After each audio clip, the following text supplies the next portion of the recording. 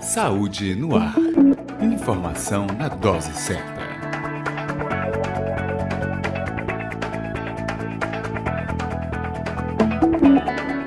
Geralmente apresentado pelo cinema, pela ficção, como se desvenda as cenas de crimes, os fatos curiosos e os detalhes, a medicina legal é bem mais complexa, aplicando seu conceito técnico-científico à causa legal e jurídica.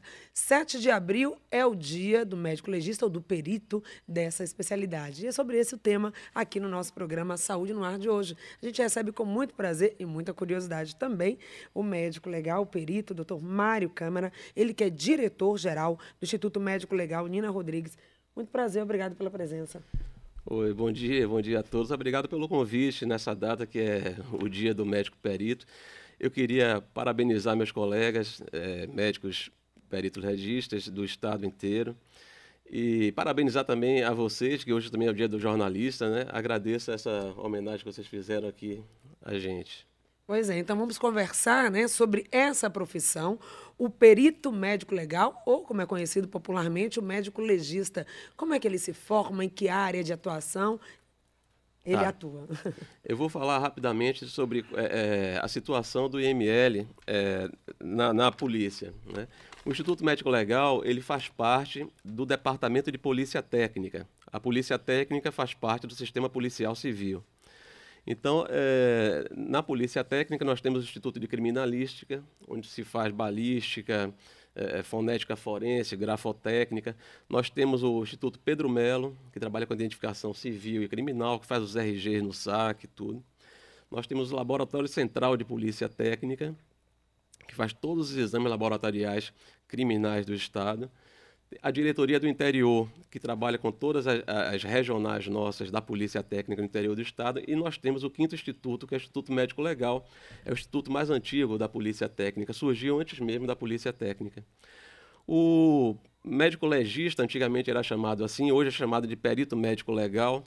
Ele é o profissional que trabalha no Instituto Médico Legal, juntamente com o perito odonto legal. Nós temos também odontólogos que são peritos da Polícia Técnica que trabalham conosco no Instituto Médico Legal. Para ser perito médico legal, o indivíduo precisa ser formado em medicina e se existe também uma especialização em qualquer área, porque na medicina legal nós trabalhamos com todas as áreas da medicina geral. Então, o cidadão ele faz um concurso público para a polícia. Ele entra na polícia, faz a academia de polícia durante alguns meses e daí então ele fica apto a trabalhar como perito médico legal. O que é curioso é que, embora não seja uma especialidade médica, né, é um trabalho muito específico que envolve conhecimento em várias áreas. Aí o médico perito ou o médico que atua nessa área, o legista, ele vai ter que entender um pouco de biologia, de balística, de química, porque são várias demandas, né, que aparecem, são casos e casos. E na nossa formação nós estudamos isso. Estudamos balística, física, essa parte de química. Hoje está muito em moda, né? O DNA, nós estudamos muito DNA. Nosso laboratório de DNA é excelente, é uma instituição à parte do ML, mas nós fazemos exame de DNA até para outros estados. Para ficar claro, não faz o exame de DNA para aqueles casos de paternidade, não, mas em não. casos Isso é uma coisa que precisa ficar claro. O Instituto Médico Legal, ele trabalha com casos criminais ou suspeitos de crime. Então, todos os exames feitos pela Polícia Técnica são sempre voltados para a área criminal, são exames de natureza criminal. Tem uma coisa muito curiosa que é a medicina forense. Às vezes o ouvinte talvez tenha já escutado, né, essa expressão. A medicina forense ela se aplica muito a essa questão da justiça. Explica para a gente como é que funciona, que tipo de ação, né, acontece neste segmento. A medicina forense é um sinônimo de medicina legal, não é? Nós trabalhamos, o perito ele é um auxiliar da justiça, por definição. Então, a medicina legal, a finalidade é produzir um laudo que auxilie a justiça na elucidação de um crime. Então, ele junta elementos ali que vão ajudar, no futuro, o juiz a decidir em favor ou desfavor de um acusado. Nós fazemos também sempre esse trabalho em conjunto com o perito criminal. Então, a gente fala muito, a gente esquece que o IML atende também vivos. Mas vamos começar falando dos mortos. É o que chama mais atenção. O perito criminal faz o levantamento do local do crime, o corpo do delito, o corpo de delito no local, e nós concluímos o corpo de delito examinando o corpo da vítima. Então, o corpo da vítima faz parte do corpo de delito. Ele só não é o corpo de delito. E esses laudos são juntados, depois enviados para a autoridade que requisitou, geralmente é o delegado de polícia. O delegado de polícia, quando concluir o inquérito, remete para o Ministério Público para fazer a denúncia. Isso tudo depois da necrópsia, que seria a ação, né, de olhar para aquele corpo e ver o que aquele corpo vai poder revelar. Isso no caso do exame de corpo de delito em mortos. Isso. A necrópsia é justamente, necro vem de morto, opsia vem de olhar, é olhar para o morto. A necrópsia é uma parte dos exames que nós fazemos no IML. Nós temos uma sala de necrópsia, onde nós atendemos cerca de 20 corpos por dia, é um movimento bastante grande. Infelizmente, desses 20 corpos, 1/3 mais ou menos equivale à morte natural, que não deveria ir para o IML, mas vai. E os outros 2/3 é de morte suspeita ou realmente de morte violenta. Morte violenta não é só homicídio. É uma queda, é morte violenta, um acidente de veículo, suicídio, qualquer tipo de morte que não seja natural. E a morte natural é o quê? Aquela morte por doença, infartou, teve um derrame, uma infecção, uma dengue, por exemplo, é uma morte natural, não precisa ir para o IML. Ou não deveria ir, mas todos vão. Eu vou continuar falando sobre esse assunto, até porque tem muitas pessoas que não querem, né? Acham que é chocante a presença do Instituto Médico Legal, os médicos que levam os profissionais, os técnicos, e que não quer aquele parente, aquele, né, ente querido que estava sendo acompanhado por um médico, às vezes faleceu no próprio hospital ou dentro de casa, mas já vinha num processo, por exemplo, de uma doença terminal e não entende por que esse corpo tem que passar pelo exame de corpo de delito, tem que ir para o Nino. Se não teria um outro serviço ou se o próprio médico não poderia liberar aquele corpo para o sepultamento. Isso não deveria não ter que seguir lá para o IML? Ou não ter sido um crime? Com certeza. A legislação, o Conselho Federal de Medicina já tem resolução sobre isso. E a resolução do Conselho Federal tem força de lei. E existem leis estaduais também, determinando que a morte sem assistência médica, ainda que sem assistência médica, naqueles casos onde o médico não vê nenhum sinal externo de violência, o médico seja obrigado a dar a declaração de óbito. Ele é obrigado a dar a declaração de óbito, mesmo que não seja ele que atendeu o paciente. Ele não precisa ir para a necrópsia, ele não precisa ser transportado para um hospital, nada disso. O paciente que chegou no hospital, no pronto-socorro, passando mal e morreu, o médico é obrigado a dar o atestado de óbito. Ele não precisa ir para a necrópsia desde que o médico não identifique nenhum sinal externo de violência. Se o médico suspeita de alguma coisa e quer mandar para o IML, a suspeita tem que ser fundamentada. Olha, eu suspeito de um envenenamento, de uma intoxicação, eu suspeito de alguma pancada, de um espancamento, de uma queda. Fora disso, não pode mandar. Ele é obrigado a dar a declaração de óbito. O médico pode fazer isso. Então, esse serviço de verificação de óbito, o médico poderia... Não, então isso aí é o que o médico tem que fazer, é dar o atestado e liberar. Tem casos em que é preciso um exame do morto, fora da violência. Por exemplo, algumas doenças são de notificação obrigatória. Por exemplo, esses casos de microcefalia agora, você precisa examinar o corpo, eventualmente quando a criança morre. Esses casos não devem ir para o IML, deveriam ir para um serviço de verificação de óbito, que nós não temos ainda na Bahia. Felizmente, depois de quase 40 anos brigando para isso, o governo do estado atual está fazendo o serviço de verificação de óbito, já está em andamento, metade das obras já estão feitas, e nós vamos conseguir, com isso, a segurança pública, deixar de atender cerca de 1/3 dos casos que não deveriam ser atendidos pelo IML e que corresponde a 1/3 do nosso gasto. E nesse momento de crise, isso vai ser uma economia muito grande para a segurança pública. Já tem previsão para a criação do SVO, né, que é o Serviço de Verificação de Óbito?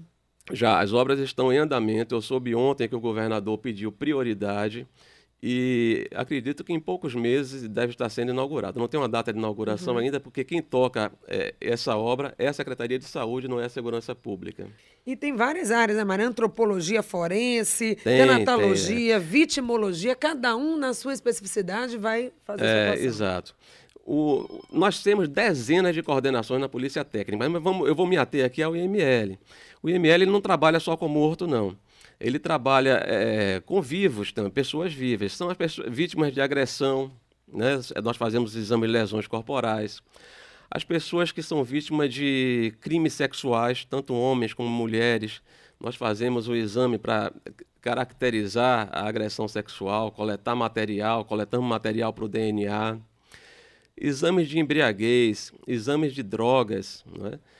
No caso, voltando para os cadáveres, quando aqueles cadáveres já estão em adiantado estado de putrefação ou já quase como ossada, nós temos um setor de antropologia forense que trabalha com aquela ossada, nós preparamos as ossadas e essas ossadas então vão ser estudadas. São dezenas de medições que são feitas nas ossadas para dizer primeiro, se é uma ossada humana, se é um homem, se é uma mulher, qual é a idade aproximada, qual é a ancestralidade, mestiço, é mais branco, mais negro, mais indígena.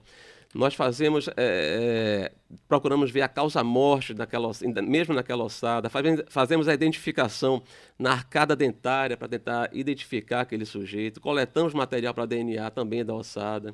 Nós temos a patologia que tira pedacinhos dos tecidos, do fígado, do baço, do rim, para ver se houve intoxicação, se houve envenenamento. Então, eu tenho casos interessantes nessa área. Isso que eu queria saber, o que o corpo necropsiado, ele revela, não só de aspectos relacionados à vítima, mas também em casos de crimes, né, do agressor. Sim, o corpo, ele conversa conosco realmente. Então, ele muitas vezes, ele conta o mecanismo como se deu o crime. Né? A gente pode dizer, com base nos achados do corpo, por exemplo, uma pessoa que tomou um tiro, a gente pode dizer, essa pessoa aqui, ela estava de costas, estava de frente, ela estava sentada quando recebeu o tiro, ela estava inclinada, né? O tiro foi próximo, o tiro foi à distância, ou a pessoa encostou, a pessoa que atirou provavelmente é uma pessoa que usa a mão direita ou usa a mão esquerda. Então, várias informações a gente pode dar até informações sobre a altura do agressor. Olha, se ela foi violentada antes, se tomou se foi violentada, se não foi, se foi torturada, se não foi, tudo isso a gente pode dizer. A gente dá muitas informações sobre o crime. A gente recupera também os projéteis de arma de fogo dentro do corpo, manda para a balística. A hora exatamente que o crime aconteceu pode também ser revelado na necrópsia? A gente pode dizer aproximadamente, se o corpo não tiver muitos dias de morto, a gente pode dizer aproximadamente a hora do falecimento, né? A gente tem alguns sinais que a gente identifica e pode também chegar a hora do ocorrido. A Virgínia está perguntando se tem alguma relação com o IML com grupos de doação de sangue, de doação de órgãos. Se é feita essa ligação, essa parceria. Não. A doação de órgãos é feita pela Secretaria de Saúde, né? É ligada ao Ministério da Saúde. Não tem relação com a segurança pública. Mas nós apoiamos os doadores de órgão quando são vítimas de um acidente de veículo. A Secretaria de Saúde nos liga e a gente apoia da seguinte forma: a gente agiliza o máximo possível o procedimento, porque esse corpo tem que ser necropsiado, para liberar de volta o corpo para a família. Sim. Então a gente dá uma prioridade a esse corpo para que a família não sofra com essa espera. Tem uma pergunta aqui de ouvinte que não se identificou pelo WhatsApp, mas ela diz o seguinte, que ela tinha um parente, né? Ela estava, inclusive, para ter alta, quando a família foi receber. Na verdade, encontrou essa pessoa já falecida dentro, ela fala dentro de uma espécie de local onde bota, fechado, né? Um saco onde esse corpo estava. Sim. E tinha lá um atestado de óbito, sem nenhum esclarecimento, com a causa a esclarecer. Ela pergunta, esse corpo não teria que ser necropsiado, não teria que passar pelo IML? Pode-se aceitar um tipo de laudo como esse em situações em que a família não ficou satisfeita com a resposta? Olha, em situações em que a família desconfia que algo está errado, a família pode sempre se dirigir à delegacia da área e fazer um BO. O delegado, ele pode requisitar, então, que seja feita uma necrópsia naquele caso. Então, sempre que a família tiver alguma dúvida do óbito, a família ela tem o direito de ir a uma delegacia, prestar queixa, o delegado, se achar que deve, requisita, então, uma perícia. Ela poderia ter feito isso na época. Exumação do corpo. Sim, a exumação nós fazemos sempre aqui na Bahia, em casos relacionados a crime. Quando você tem alguma dúvida, surge alguma denúncia, por exemplo, o corpo foi enterrado como morte natural. Eventualmente, no curso de alguma investigação, se chega à conclusão que aquele corpo pode ter sido vítima de violência, pode ter sido envenenado. A autoridade policial, então, o delegado de polícia solicita ao juiz e o juiz, então, determina que seja feita uma exumação daquele corpo. Quem faz isso é o perito médico legal.